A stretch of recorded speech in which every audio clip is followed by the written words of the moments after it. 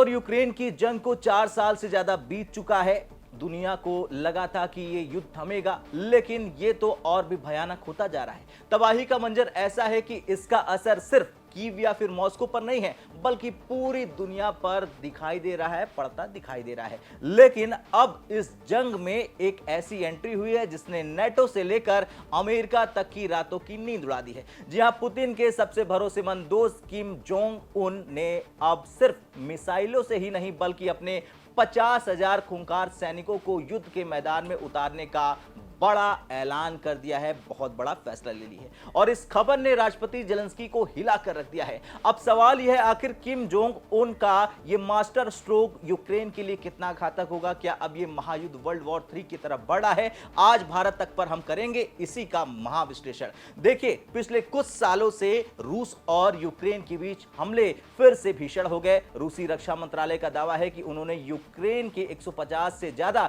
Drone को मार गिराया और रूस ने यूक्रेन के खार्किव और ओडेसा जैसे बड़े शहरों पर बारूद की ऐसी बारिश की है कि चारों तरफ सिर्फ मलबा ही मलबा नजर आ रहा है। लेकिन यूक्रेन भी शांत नहीं बैठा है। कुछ ही घंटे पहले यूक्रेन ने सीमा के करीब 12,000 किलोमीटर दूर रूस के एक महत्वपूर्ण तेल रिफाइनरी सेंटर पर अब तक का सबसे बड़ा ड्रोन हमला किया है। इस हमले में 12 लोगों की जान भी गई है और 39 घायल बताए जा रहे हैं, जैसा कि रॉयटर्स की रिपोर्ट में है। यानी जंग अब सीमा से निकलकर रूस के दिल तक पहुंच गई है। अब नाटो की मदद और किम जोंग की एंट्री क्या कहती है, चलिए जानते हैं। देखिए, जब अमेरिका, जर्मनी और ब्रिटेन जैसे देश यूक्रेन को घातक हथियार भेज रहे हैं, तो पुतिन ने भी अपना सबसे बड़ा पत्ता खोल दिया है। और रिपोर्ट के मुताबिक उत्तर कोरिया ने रूस में 30,000 से 50,000 सैनिक तैनात करने का फैसला किया है। जेलेंस्की अब बुरी तरह से घबराए हुए हैं। उन्होंने सोशल मीडिया पर पोस्ट करके बताया कि कैसे उत्तर कोरियाई सैनिक अब सीधे रूस की तरफ से लड़ेंगे। जेलेंस्की ने दक्षिण कोरिया से एयर डिफेंस सिस्टम लेने के लिए मदद की गुहार लगाई है। उन्होंने साफ कह दिया है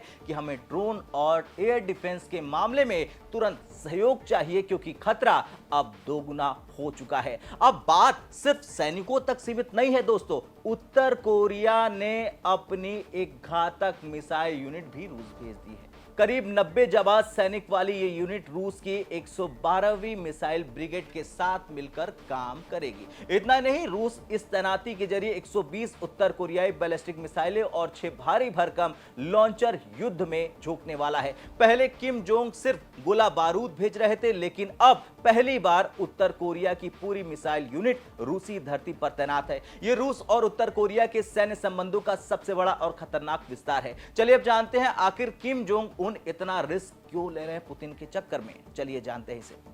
देखिए, इसका जवाब मिलता है जून 2024 में, जब राष्ट्रपति पुतिन प्योंगयांग पहुंचे थे। तब दोनों देश के बीच एक ऐतिहासिक रक्षा संधि हुई। इस संधि में साफ लिखा है कि अगर किसी भी देश पर बाहरी हमला होता है तो दूसरा देश तुरंत सैन्य मदद करेगा। यह ठीक ऐसा ही है जैसा नाटो का आर्टिकल 5 काम करता है। साल 2024 की शुरुआत में भी उत्तर कोरिया ने रूस के कुर्स्क क्षेत्र में 14,000 सैनिक भेजे थे, जिन्होंने यूक्रेनी सेना को पीछे ढकेलने में बहुत बड़ी भूमिका निभाई। अब 50,000 सैनिकों का आंकड़ा यूक्रेन के लिए काल साबित हो सकता है। खैर, कुल मिलाकर स्थिति अब बेकाबू होती दिखाई दे रही है।